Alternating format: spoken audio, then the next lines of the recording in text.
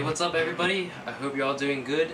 My name is Richard from EchoByte.com, and today I'm gonna review and partially unbox XM Studios Black Widow Comic Edition.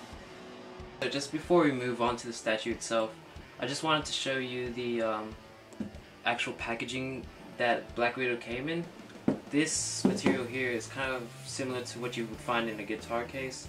It's a lot sturdier, it's a lot more impact resistant than you typically see from statue companies, and each corner has metal supports, so it's definitely not going to cave in on you or anything like that. It's also a little bit heavier, so just be aware of that. Inside the box though, you also get straps that will hold all of the styrofoam together. They have the XM logo on it, and in terms of the parts of the statue itself, once you're in the box, what happens is that each part will come not only in a clear plastic bag like that, but also wrapped in tissue paper. So each material, each part of the statue rather, is protected and definitely won't scratch or anything like that. XM packaging is top notch, so I wouldn't worry too much about any parts that you may get coming broken or anything like that. So yeah, definitely cool. Alright guys, so as you can see, there's a lot that comes with this statue. First of all, I'll go through all the, not necessarily statue parts, but the extras that come with it. So you get a product registration instructions sort of letter. I'm pretty sure it's with every XM statue. Basically, it gives you instructions on how to verify and register your product on the official XM site. That way, if you buy or sell a product, then you can check the verification code on there and you can tell if it's legitimate or not. Also, we get the XM Studios art print with every statue. Depending on the statue, the art print's different. So for this one, we get a beautiful drawing from Art Gem. This is basically what the statue is based off of, you can kind of tell. That's a nice little touch. It's nice and glossy, and it will look great framed, so it's a nice little extra to have with each statue. Back in the folder there. And so when we come to the statue itself, there's a lot of accessories and parts that you can change up. This right here, so basically you get the base itself, which is just that. Then you get the body, which is everything up to the head and hands. So if you really want, you can switch out the head. It's just held on by magnet. Pretty typical. Slides on nicely. Each hand is also magnetic, so just pop that on and off if you want. Holds nicely. And that's pretty much the body itself. It's extremely well sculpted, but we'll go into more detail in a little bit. Just going through the base, as you saw before, you can have this feature here to have it sort of rubbled, broken column that she's leaning against, or you can switch it up. You can put this right here to have it much taller, so it looks like she's leaning against that. Just slides in with a peg, so it's not too hard. Comes out easy also. And then if you want to change the scene up again, you can have this little gate piece here, which is actually pretty cool. What happens is each of these bits is magnetic. So if I want to put it here, it's not going to stick or anything. But all you have to do to line this up, slide it down. When you hit the spot, pulls with magnets by itself. So that's definitely cool. It always lines up perfectly. Also, if you want to go with this taller build, what you can get here is a lamppost. So this is actually made out of glass. So that's actually pretty cool. Just kind of slide it in again with the peg. And then the top of this, what XM did is they surprised everyone and included a light up feature. That's not your typical light up where you have to plug it in or anything like that. You can change the batteries if you want. And what it does, just attaches to the top of this glass part with magnet, and the switch is right here at the top. You turn it on and off like that. You won't be able to see the light at the moment, but it is pretty nice. It's definitely a warm yellow light that when it lights up. So definitely cool little feature to have, and if the battery runs out, you can always change it really easily. So it's really accessible. So I like what they did with that. That's not something that's typical of statue companies or anything. I don't know if any other statue has actually done that, so that's definitely cool. So we'll just move on. Also with the statue, with Black Widow, you get a little bust. So what happens, it comes with an extra body that you can just slide into this little revolver chamber here, which is definitely cool. It's just pegged in, so it just goes like so. And then that's the base of your bust. You can switch heads in and out, and this is the extra head with short hair. So just put that in there, and then you have a nice bust.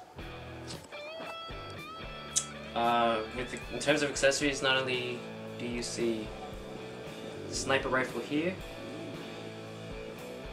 and the knife hand here, but you also have some submachine guns for each hand. You have an open hand, then you have 2 pistol hands. So if you get tired of your display, you want to change it up, you say I don't want this knife anymore, something different, just pull it out, it's all magnetic, put it in, just holding a pistol. You don't want the sniper rifle anymore, again it's just a magnet at the hand. Just be careful to pull this one out because it has a little extension that rests on her hip. And you can just put in, say, a submachine gun. Too easy. And there it is.